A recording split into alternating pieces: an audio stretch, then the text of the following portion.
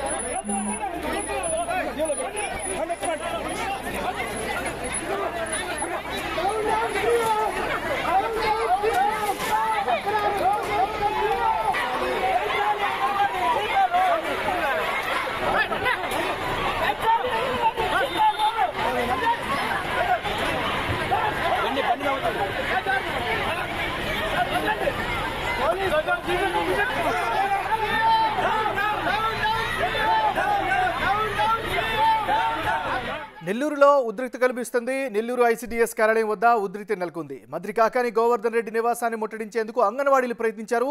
పోలీసులు భారీగా మోహరించారు. మంత్రి నివాసంతో పాటు ఐసీడీఎస్ ఆఫీసు వద్ద కూడా కట్టుదిట్టమైనటువంటి భద్రత అయితే ఏర్పాటు చేశారు. కొనసాగుతున్నటువంటి పరిస్థితి కనిపిస్తుంది. బిగ్ టీవీ స్క్రీన్ పైన మనం చూస్తూ ఉన్నాము. గత ఆల్మోస్ట్ 20 రోజులుగా కూడా అంగన్వాడీకి సంబంధించినటువంటి కార్యకర్తలు కావచ్చు, అంగన్వాడీ సిబ్బంది కావచ్చు, రోడ్ల మీదకి వస్తున్నారు. వారి యొక్క న్యాయబద్ధమైనటువంటి డిమాండ్లు నెరవేర్చే వరకు కూడా తగ్గేదే లేదంటూ కూడా ఆందోళన చేపడుతున్నటువంటి పరిస్థితి కనిపిస్తుంది. సో రాష్ట్ర వ్యాప్తంగా అదే పరిస్థితి కనిపిస్తుంది చాలా చోట్ల. ముఖ్యంగా నెల్లూరులకు సంబంధించినటువంటి టాపిక్ వస్తున్నట్లయితే బిగ్ టీవీ స్క్రీన్పై మనం చూస్తున్నాం. నెల్లూరు ఐసీడీఎస్ కార్యాలయం వద్ద ఉద్రిక్త పరిస్థితి కనిపిస్తుంది. ముఖ్యంగా మంత్రి కాకాని గోవర్ధన్ రెడ్డి నివాసాన్ని ముట్టడించేందుకు అంగన్వాడీలు ప్రయత్నించారు. పోలీసులు భారీగా మోహరించారు. మంత్రి నివాసంతో పాటు ఐసీడీఎస్ ఆఫీస్ వద్ద కూడా కట్టుదిట్టమైన భద్రతను ఏర్పాటు చేశారు.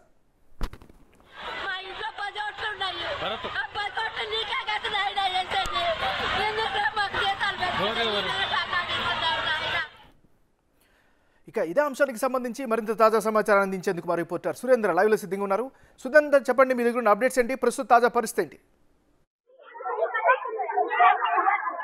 నెల్లూరులో ఐసీడీఎస్ కార్యాలయం వద్ద ఉద్రిక్త పరిస్థితి నెలకొంది. ఏదైతే గత 19 రోజులుగా అంగన్వాడీలో తమ న్యాయమైన డిమాండ్లను నెరవేర్చాలంటూ ఇటు శాంతియుతంగా ధర్నా సమ్మె చేపట్టినటువంటి పరిస్థితి. ఈ క్రమంలో ఈ రోజు మంత్రి కాకాని గోవర్ధన్ రెడ్డిని ఇంటిని ముట్టడించడానికి దాదాపుగా 1000 మంది అంగన్వాడీ కార్యకర్తలు, టీచర్స్, హెల్పర్స్ ఇక్కడికి రావడం జరిగింది. అయితే వీరు కాకాని ఇంటికి ర్యాలీగా వెళ్లి అక్కడి నుంచి ఆ యొక్క ఇంటి వద్ద ముట్టడించే ప్రయత్నం అయితే చేసేదానికి ప్రయత్నం చేశారు. అయితే దీంతో పోలీసులు భారీగా మోహరించి ఇక్కడికి వచ్చినటువంటి అంగన్వాడీలందరినీ కూడా బలవంతంగా లాక్కెళ్లి అరెస్ట్ చేసే ప్రయత్నాలు అయితే చేశారు. వీరైతే ఎట్టికేలకు ఆ యొక్క పోలీసుల నుంచి పోలీసులను అయితే ఇక్కడి నుంచి కదలనేటువంటి పరిస్థితి. అయితే పోలీసులు బలవంతంగా కూడా వీరందరినీ లాక్కెళ్లి కొంతమందికి రక్తపు గాయాలైనటువంటి విజువల్ కూడా మనం చేతుల్లో చూడవచ్చు. ఏదైతే మనం విజువల్స్ లో చూస్తున్నటువంటి యొక్క పోలీసులు ఈడుస్తున్న క్రమంలో ఆ చేతికి గాయాలైనటువంటి విజువల్ కూడా మనం బిగ్ టీవీ విజువల్స్ లో చూడవచ్చు. అదే విధంగా కొంతమందికి కూడా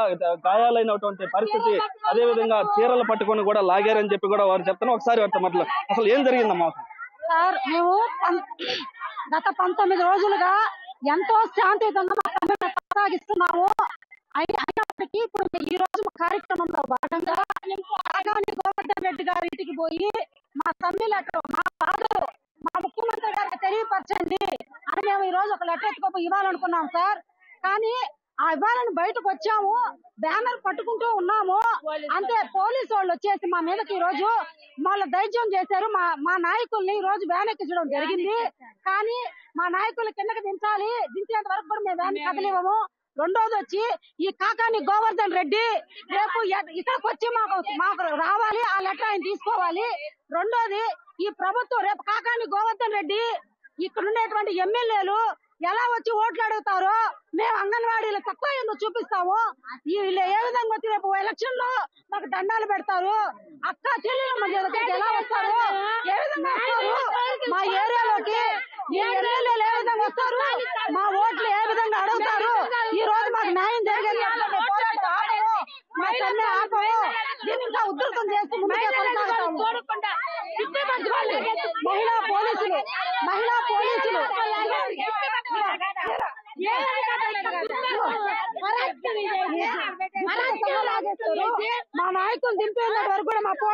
పోరాటం కొనసాగుతూనే ఉంటది. వాళ్ళని పెంచాలి, కాకాని గారు ఇక్కడికి రావాలి, కాకాని గోవర్ధన్ రెడ్డి ఇక్కడికి రావాలి. మేము కోరుతున్నాము. అంతదాకా మేము ఆపము. మేము పానగాడు పోము ఇక్కడ నుండి. మేము న్యాయమైన డిమాండ్లే మేము కోరుతున్నది. మేము అంతకన్నా ఇంకేం కోరలేదు. మేము న్యాయమైన మేము కనీస వేతనం 26,000 కోసము 19 రోజుల నుంచి మేము శాంతియుతంగా సమ్మె చేస్తుంటే ఈ రోజు మంత్రి గారిని కాకాని గోవర్ధన్ రెడ్డి గారిని కలవడానికి మేము ఇప్పుడు దాకా శాంతియుతంగా ఉండి బయలుదేరే సమయంలో మా నాయకులందరిని అరెస్ట్ చేసి మేము అడ్డుపడిన దానికి మా ఆడవాళ్ళని చేతులతో లాగేసి గుడ్డతో లాగేసి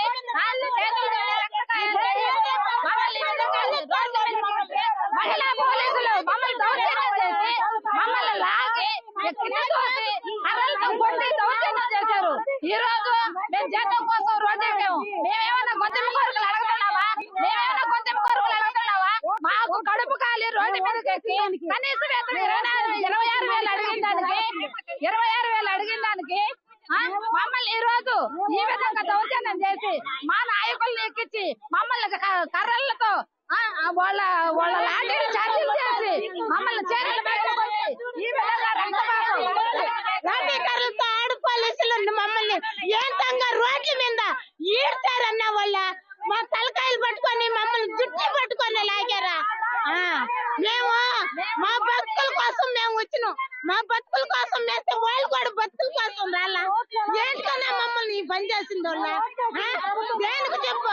మమ్మల్ని ఈ పని చేసేది, మమ్మల్ని ఈ పని చేసేది.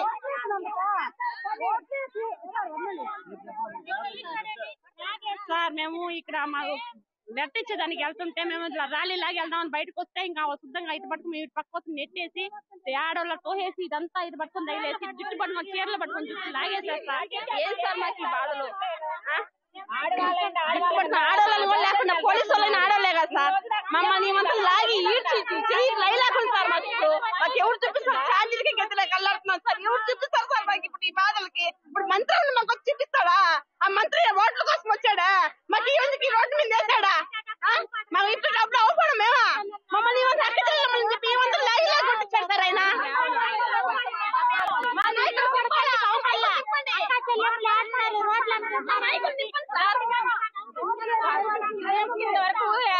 సమ్మె చేసేది తెలియలేదంట, కానీ అక్క చెల్లెలు తన్నిచ్చేదానికి మాత్రం పోలీసులు పంపించడానికి తెలిసి వచ్చిందే. ఇప్పుడు దాకా కళ్ళు తెరవలేదు సీఎం కి. నిద్రపోతున్నాడా ప్యాలెస్ లో కొనుక్కొని? అక్క చెల్లెలు తన్నిచ్చేదానికి మాత్రం మహిళా పోలీసుల్ని బలగాలను పంపిస్తారా? మా యంత్రాంగాన్ని మాత్రం మా బలప్రయోగం చేయడానికి మాత్రం తెలిసి వచ్చింది ఆయనకి. ఇప్పుడు దాకా మేము ధర్నా చేసేది మాత్రం తెలియలేదంట. నిద్రపోతున్నాడు పాపము. ఎక్కడ పనుకున్నాడో, ఏడ పోలించున్నాడో మహానుభావుడు ఏం అర్థం కావట్లే. రేపు ఓట్లు వచ్చేటప్పుడు మాత్రం మెలుగు వచ్చేస్తుందే. గోవర్ధన్ రెడ్డి గారికి మేము పోతుంటే అని తెలియకుండానే మా మీద పోలీసు వాళ్ళ గారు పంపించారా? మంత్రి ఇక్కడికి వచ్చిన దాకా మేము రాత్రి గాని పగలైనా గానీ మేము లేచేది లేదు. ఆయన వచ్చి మాకు ఏమి పరిష్కారం చేస్తాడో మా నాయకులు దించిన దాకా మేము ఇక్కడి నుంచి శిబిరం నుంచి లేచేది లేదు. మేము శాంతియుతంగానే చేయాలనుకున్నాం, కానీ మా మధ్య దౌర్జన్యం చేశారు కాబట్టి ఆడవాళ్ళ మీద ఆడవాళ్ళు బలప్రయోగం చేపించి లాఠీ చార్జ్ చేశారు కాబట్టి మేము లేచే ప్రసక్తి లేదండి. అయితే నెల్లూరులో ఉన్నటువంటి నెల్లూరు డివిజన్ కి సంబంధించిన దాదాపుగా 350 సెంటర్లకు సంబంధించినటువంటి ఈ అంగన్వాడీ కార్యకర్తలు ఈ రోజు ఐసిడిఎస్ కార్యాలయం వరకు చేరుకోవడం జరిగింది. అయితే ఇక్కడ దాదాపుగా 1000 మంది అంగన్వాడీలు ఇక్కడికి చేరుకొని శాంతియుతంగా చేస్తున్నటువంటి గడిచిన 19 రోజులుగా చేస్తున్నటువంటి ఈ యొక్క శాంతియుతంగా చేస్తున్నటువంటి ఈ యొక్క సమ్మెను కూడా ఈ రోజు పోలీసులు వచ్చి ఇక్కడ దౌర్జన్యం చేసి ఇవన్నీ లాక్కెళ్లడంతో కూడా ఒక ఉద్రిక్త పరిస్థితిని నెలకొల్పుకుని చెప్పుకోవచ్చు. అదేవిధంగా ఇక్కడ మనం చూస్తున్నటువంటి పోలీస్ జీబులో ఆ యొక్క సిఐటి నాయకుల్ని, ఇదే విధంగా అంగన్వాడీ కార్యకర్తలను కూడా అరెస్ట్ చేసేందుకు ఈ జీబులు తరలించేందుకు కూడా ప్రయత్నం చేశారు. ప్రయత్నం చేసే క్రమంలో ఇక్కడ ఉన్నటువంటి అంగన్వాడీలందరూ కూడా అడ్డుకొని ఈ యొక్క వాళ్ళని ఇక్కడ నుంచి అయితే కదలనేటువంటి పరిస్థితి అయితే ఇక్కడ ఉంది. అయితే ఆ మొత్తం మీద ఇక్కడ ఒక ఉద్రిక్తత పరిస్థితి అయితే నెలకొందని చెప్పుకోవచ్చు. Over to studio. Thank you for updates Surender.